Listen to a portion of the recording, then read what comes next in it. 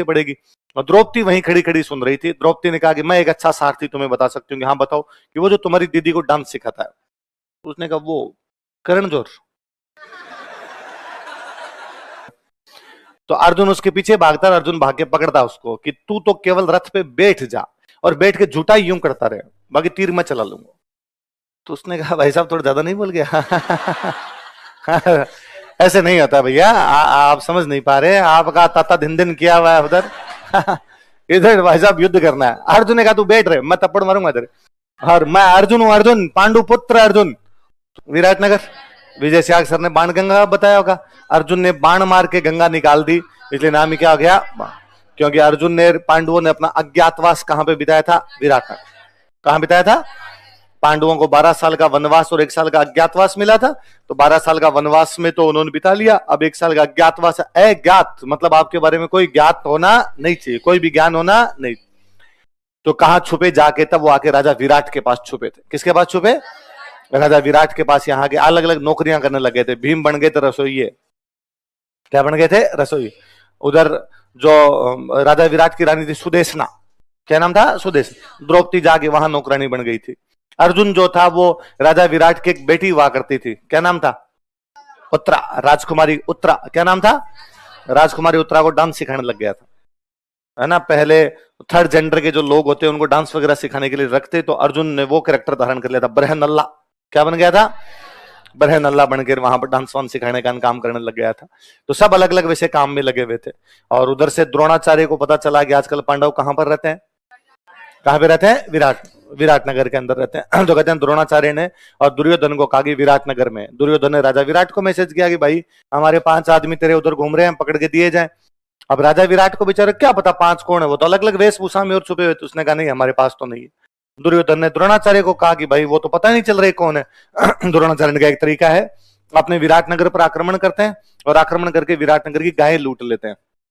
सच्चा क्षत्रिय जो होता है वो गायों की लूटपाट को कभी भी बर्दाश्त नहीं कर पाएगा। और पांडवों को जैसे पता चलेगा गाय लूट ली गई है, पांडव लड़ने के लिए आएंगे, और लड़ने के लिए आएंगे तब अपने को पता चल जाएगा कि ये कौन है, पांडव। बस एक बात का ध्यान रखना है, आक्रमण उस दिन करना जिस दिन युधिष्ठिर नहीं हो। कौन नहीं हो? क्योंकि वो दिमाग बड़ा है, वो समझ जाएगा अपनी चाल को। बाकियों में दिमाग कम है थोड़ा, बाकी लड़ने मरने पर ज्यादा रहते हैं थोड़े। तो कहा ठीक है। अब एक दिन पता चला कि राजा विराट शिकार करने के लिए बाहर गया, और उस दिन युधिष्ठिर भी साथ में चला गया उसके, और उन्होंने आक्रमण किया, विराटनगर की सारी गायें लूट ली। तो जो सेनापति था वो भाग के विराट के बेटे के पास आया। विराट के बेटे का नाम था उत्तर। क्या नाम था? राजकुमार का नाम उत्तर और राजकुमारी का नाम उत्तरा। और राजकुमार उत्तर को आका, भाई राजकुमार उत्तर हमारी गायें लूट ली गई। राजकुमार उत्तर ने कहा तैयारी करो सेना की। तो आपके पिताजी तो ही नहीं। उसने कहा क्या दिक्कत है? तो मैं चलूंगा, मैं सेनापति बनूंगा, मैं लीड करूंगा। तो कहा अब एक दिक्कत और है, आपका सारथी, रथ चलाने वाला जो था कौन होता? सारथी। तो राजकुमार उत्तर का जो सारथी है, आपका जो सारथी है, वो आपके पिता के साथ शिकार के लिए चला गया। तो राजकुमार उत्तर ने कहा मरा दिया यार, अब तो अपनी गाड़ी कौन चलाएगा, ड्राइवर के बिना तो पारी कैसे पड़ेगी। और द्रौपदी वहीं खड़ी खड़ी सुन रही थी। द्रौपदी ने कहा कि मैं एक अच्छा सारथी तुम्हें बता सकती हूँ। हाँ बताओ, कि वो जो तुम्हारी दीदी को डांस सिखाता है। उसने कहा वो करण जोर। ना ना, उससे पार नहीं पड़ेगी। वो कैसे कर सकता है, लिपस्टिक लगा के घूमता रहता है इधर उधर। अरे का हमें बताओ, बहुत अच्छा डांसर है वो। डांसर तो ही बहुत अच्छा, सारथी भी बहुत अच्छा। और पहले वो किसी राजा का रथ ही चलाया करता था। बुलाया बरहनल्ला को। बरहनल्ला का, बरहनल्ला क्या तुम रथ चला सकते हो? उसने कहा हाँ मैं रथ चला सकता हूं। तो चलो। तो भाई गए वहां पे। अब जैसे युद्ध प्रारंभ हुआ, सामने कौरव एक से एक बढ़ के महारथी, दुर्योधन, दुशासन, कर्ण, जयद्रथ, सबके सब उधर से आए हुए, और तीर चलने लगे। तो राजकुमार उत्तर ने उत्तर दे दिया, और राजकुमार उत्तर ने जो सारथी बने हुए अर्जुन थे उनको कहा कि रथ घुमाओ, वापस चलते हैं। अर्जुन ने कहा अरे तुम क्षत्रिय हो, तुम्हें लड़ना चाहिए, क्या ऐसे डर के घबरा रहे हो? उसने कहा पंचायती मत कर, तेरे अभी तक घुंघरू बांधे हुए हैं, तेरे को क्या बताया लड़ाई क्या होती है, मौत है सामने। और अर्जुन ने कहा नहीं तुम्हें लड़ना चाहिए। तो राजकुमार उत्तर रथ से उतर के ही भाग गया। तो अर्जुन उसके पीछे भागता, अर्जुन भाग के पकड़ता उसको कि तू तो केवल रथ पे बैठ जा और बैठ के झूठा यूं करता रहे, बाकी तीर मैं चला लूंगा। तो उसने कहा भाई साहब थोड़ा ज्यादा नहीं बोल गया। ऐसे नहीं होता भैया, आप समझ नहीं पा रहे, आपका ताता दिन दिन किया हुआ है उधर। इधर भाई साहब युद्ध करना है। अर्जुन ने कहा तू बैठ रहे, मैं थप्पड़ मारूंगा तेरे। और मैं अर्जुन हूं, अर्जुन पांडु पुत्र अर्जुन। तो उसने कहा सर ये कब चेंज करवाया आपने, ये बड़ा मामला कब हुआ है आपके साथ? अरे तो बैठ रहे चुपचाप जाके, तो आप लड़ोगे कैसे? तो कहते अर्जुन का जो धनुष था गांडीव, तो अर्जुन जब घुस रहा था विराटनगर में, तब उसने एक बाहर बरगद का पेड़ था, उस पेड़ के ऊपर अपना वो टांग दिया था, वो धनुष टांगा था। और जब धनुष टांगा था तब उसने कहा था कि धनुष देवता, 12 महीने के लिए जब आप इस पेड़ पे टंगे रहोगे, सर्दी गर्मी बरसात में आप दूषित हो जाओगे, मैं वचन देता हूं कि जिस दिन आपको पुनः मैं प्रतिज्ञा चढ़ाऊंगा आप पर, जिस दिन पुनः आपको चलाऊंगा, उस दिन गंगा जी में धो के चलाऊंगा, पहले गंगा जी में पवित्र करूंगा फिर चलाऊंगा आपको। अब कहते हैं कि अर्जुन जब उस गांडी को लेने लगा तो पेड़ ऊपर हो जाए थोड़ा सा, अर्जुन थोड़ा और ऊपर हो, पेड़ और ऊपर हो जाए, तो अर्जुन को याद आएगा, अरे मेरी प्रतिज्ञा थी। तो अर्जुन ने हाथ जोड़े, हे धनुष देवता, आपातकालीन परिस्थिति है, आप मेरे हाथ में आइए और मैंने जो वचन दिया उस वचन को पूरा करूंगा, मैं बिना गंगा जी में धोए आपको चलाऊंगा ही नहीं, आप मेरे हाथ में तो आइए। तो कहते हैं वो हाथ में आया उनके, अर्जुन अपना पहला तीर चढ़ा के धरती में मारता है, धरती से पानी निकलता है, बाण से गंगा निकाल दी, उसके अंदर अपना गांडी धोया, धोने के बाद अर्जुन जाके लड़ता है, क्या गजब लड़ता है अर्जुन। कहते हैं अर्जुन ने जैसे पहला तीर मारा था, द्रोणाचार्य ने कहा था अर्जुन है, तो पांडवों ने पूछा तुम्हें क्या पता अर्जुन, उसने कहा नोट्स अपने हैं।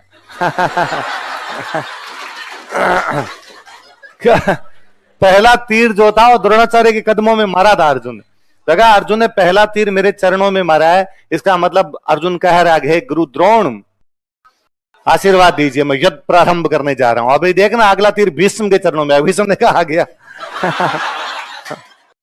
तो अब ये क्लियर था कि सामने से कौन लड़ रहा है, अर्जुन लड़ रहा है, और उसने अकेले मार मार के कौरवों की सेना भगा दी थी। जब कौरवों की सेना भाग रही थी तब द्रोणाचार्य को अर्जुन पकड़ लेता, द्रोणाचार्य को अर्जुन पकड़ता है। द्रोणाचार्य कहते हैं अर्जुन अब पकड़ने का क्या मतलब निकला, हमने तुम्हें देख लिया। अज्ञातवास में 8 दिन बाकी थे, अज्ञातवास खत्म हो रहा था उनका 14 को, कब खत्म हो रहा था, और ये लड़ाई 6 को हो गई थी, जो हमने पकड़ लिया तेरे को आज 6 को, और अज्ञातवास 14 को खत्म होगा, मतलब 8 दिन बाकी है। अब तो 12 साल का पुनः वनवास और 1 साल का अज्ञातवास होगा। तो अर्जुन ने कहा गुरु द्रोण इस बात की कौन गारंटी देता कि मैं अर्जुन हूं, किसने देखा है मुझे अर्जुन के वेश में। तो द्रोण ने कहा मैंने देखा, मैं कहूंगा मैं मार दूंगा, वरना मुझे वचन दो आज कि आपसे जब पूछा जाएगा आप कहोगे कि आपने मुझे 14 के दिन देखा था, 6 के दिन देखा। कहते हैं कि जब अज्ञातवास, जब एक तो पहले अर्जुन और जब वापस लौटे तब तक राजा विराट और युधिष्ठिर शिकार करके वापस आ गए थे। राजा विराट और युधिष्ठिर बैठे बैठे चौपड़ पासे खेल रहे, चौपड़ पासे खेल रहे थे।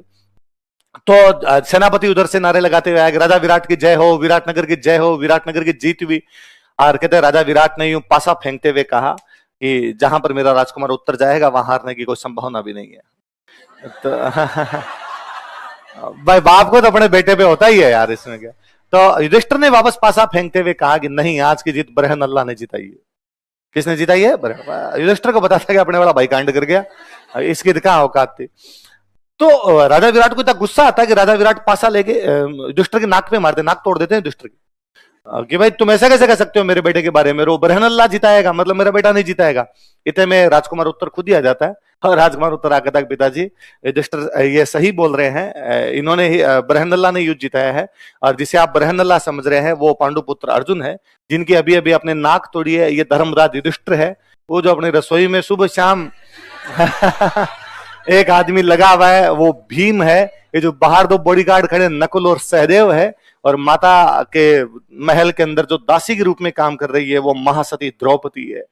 और बड़ा फील होता है राजा विराट को कि अरे यार मैंने कितना बड़ा पाप किया जो इन लोगों से काम करवाया है। माफी मांगता है युधिष्ठिर ने कहा कोई बात नहीं, हमें इसी रूप में आना था वरना हम पकड़ लिए जाते, हमारे यही लिखा हुआ था विधाते का, जो हमने काटना था वो काटा है। और पर राजा विराट राजी होते हैं, राजा विराट कहते हैं कि यदि अर्जुन ने हमें युद्ध जितवाया है तो मैं अपनी राजकुमारी उत्तरा की शादी अर्जुन के साथ करूंगा। अर्जुन ने वापस कहा कि नहीं सर, एज डिफरेंस नाम की भी कोई चीज होती है ना, और ये मेरी स्टूडेंट है, इसकी शादी आप मेरे बेटे के साथ कर दीजिए। बेटा था अभिमन्यु, कौन था? तो फिर अभिमन्यु की शादी राजकुमारी उत्तरा के साथ की। तो अभिमन्यु का ससुराल विराटनगर था, है ना, तो अभिमन्यु अपना फुंफोसा है भाई, राजस्थान वालों में ब्याह करके गया था, और सी बात अपने तो बुआ ही लग गई कोई ना कोई। और फिर उसी राजकुमारी उत्तरा को अश्वत्थामा मारना चाहता है कि जब कौरवों पांडवों की महाभारत चल रही थी तो उनके दिमाग में था कि पांडवों का पूरा वंश समाप्त कर देंगे, कोई रहना ही नहीं चाहिए इनके परिवार। अभिमन्यु पहले चक्रव्यूह में मार दिए गए थे, राजकुमारी उत्तरा प्रेग्नेंट थी, जो राजकुमारी उत्तरा के गर्भ में जो बच्चा उसको भी मार दिया जाए। जब अश्वत्थामा उसको मारने के लिए जा रहा होता है तो कहते हैं भगवान कृष्ण अपने सुदर्शन चक्र से उस बच्चे की रक्षा करते हैं, इसलिए जब वो बच्चा पैदा उसका नाम रखा गया परीक्षित। क्या नाम रखा गया? रक्षित किया गया था, परिधि बना के रक्षित किया गया, इसका नाम क्या रखा गया? महाभारत के युद्ध के बाद वो अपने विराटनगर वालों का भांजा परीक्षित पूरे हिंदुस्तान का राजा बनता है, क्योंकि पांडवों ने बाकियों ने राज करने से मना कर दिया था, इसलिए महाभारत के बाद जो राजा बनाया गया था हिंदुस्तान का, कौन बनाया गया था? परीक्षित बनाया गया था। फिर कहते जैसे इधर अज्ञातवास समाप्त होता, उनके 7-8 दिन ही बचे थे अज्ञातवास के। अर्जुन और सब लोग वापस जब दुर्योधन के दरबार में पहुंचते हैं, दुर्योधन हंस के युधिष्ठिर को कहता है कि आओ धर्मराज युधिष्ठिर, पुनः 12 साल के वनवास और 1 साल के अज्ञातवास की तैयारी कीजिए। तो युधिष्ठिर ने कहा क्यों, हमने जब हमारा वनवास और अज्ञातवास पूरा संपन्न किया, निर्विघ्न संपन्न किया है, तो तुम वापस कैसे भेज सकते हो? उसने किसने कहा निर्विघ्न संपन्न किया? इस तुम्हारे भाई अर्जुन को, जो कि उस दिन बरहंदल्ला बन के घूम रहा था, हमने देखा है, हमने पकड़ा इसको, यह अर्जुन था। तो कौन इस बात को गारंटी के साथ कह सकता है कि अर्जुन था? द्रोण, गुरु द्रोण कह देंगे। गुरु द्रोण को कहा गया, गुरु द्रोण क्या आप कहते हो? गुरु द्रोण ने कहा मैंने देखा था, पर 6 को नहीं 14 को देखा था, और 14 को अज्ञातवास कंप्लीट हो रहा था। तो उन्होंने कहा मैंने देखा था, तब तक हमारा अज्ञातवास कंप्लीट हो गया था। मेरे दादाजी बचपन से एक कहावत हमको सुनाया करते। कहावत क्या? अक्सर वो टॉन्ट मारते हम पे, अरे किसी 6 की 14 कर दी, तुम कौन सी 6 की 14 कर दोगे? कोई छोटी सी बात होती, भाई मेरे 8वीं में इतने नंबर आएगा, किसी 6 की 14 है, गांव में फलान जी ने कर दिया, अरे 6 की 14 है। तो मैंने बड़े होने के बाद एक बार उनसे पूछा कि आप अक्सर हमें कहते रहते हो यार तू किसी 6 की 14 कर दे, तो कौन कर देता है ये? हम तो नहीं कर सकते, तो कोई तो करता होगा।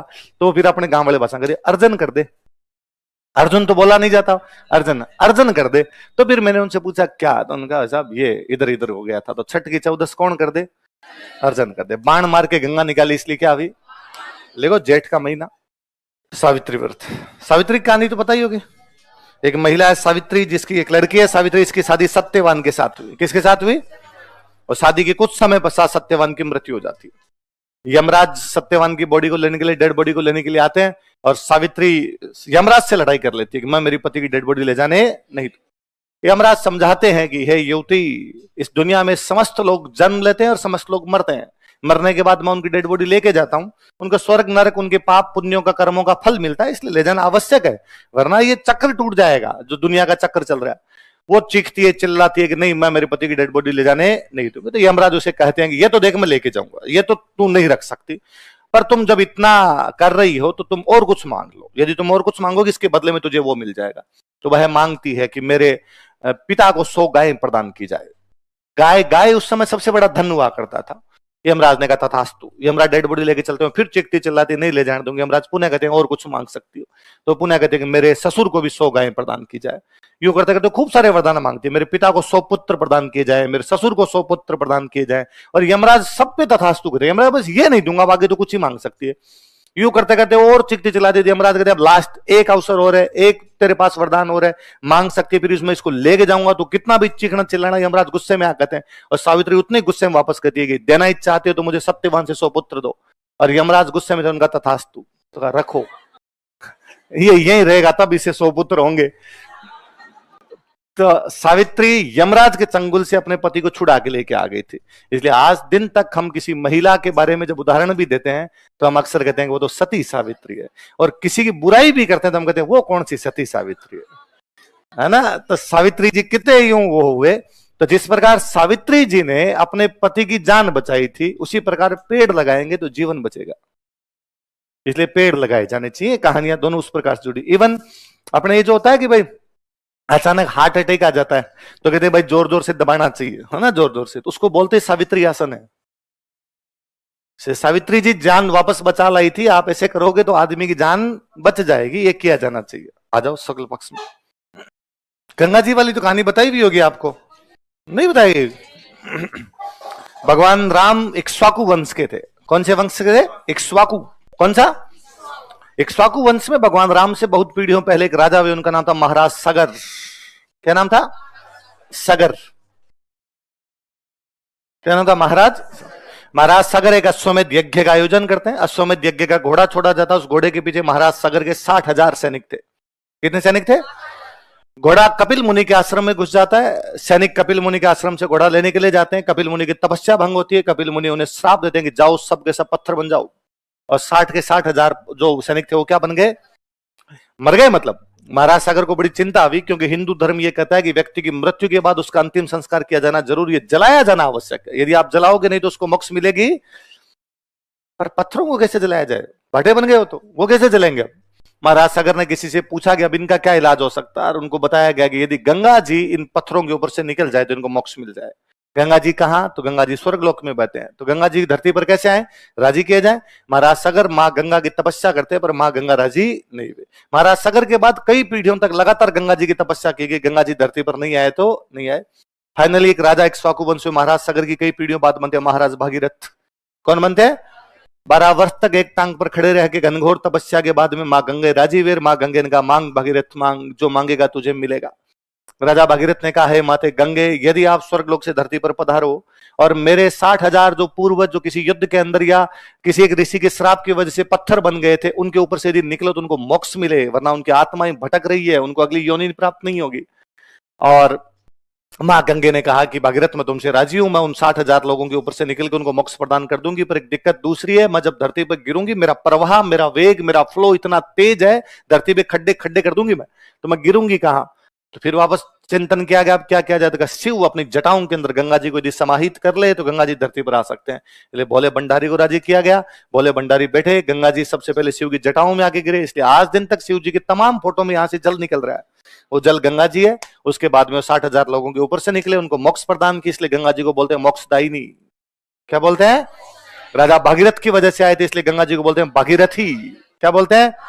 वो दिन था ज्येष्ठ शुक्ल दशमी। कौन सा दिन था? इसलिए इसको बोलते हैं गंगा दशमी। क्या बोलते हैं? धरती पर गंगा जी आ गए थे, पानी के प्रति हमने बड़ा सम्मान प्रकट किया कि धरती पर गंगा जी खुद आ गए, इसलिए अगले दिन हमने पानी पिया ही नहीं। अगले एक दिन हमने निर्जल रहे। हम क्या रहे? लिख लो, निर्जला एकादशी। इस दिन यदि आप पानी नहीं पीते हैं आपको पुण्य प्राप्त होता है। इस दिन यदि आप लोगों को पानी पिलाते हैं तो भी आपको पुण्य की प्राप्ति होती है। पिलाते हैं, ये जयपुर में तो मैंने खूब ही देखा, ये तो यहाँ पे वो रूह अफजान कहीं पिलाते रहते भाई साहब। तो मैं तो एक बार नया नया आया था, त्रिवेणी वाला पुलिया नहीं है अपना, त्रिवेणी वाले पुलिया से बाइक लेके उतर रहा था, तो मेरे को तब तक पता नहीं था जयपुर में पकड़ पकड़ के पिलाते हैं ऐसे पानी। और आज निर्जला एकादशी है, आप जब तक इन चीजों से नहीं जुड़े हुए तब तक पता भी नहीं चले। तो दो भाई साहब मुस्टंडे टाइप के भैया खड़े थे, मेरे को बाइक कम ही चलानी आया करती थी, मैं धीमे धीमे ही उतार रहा था उससे, और उन्होंने कहा रुक जा।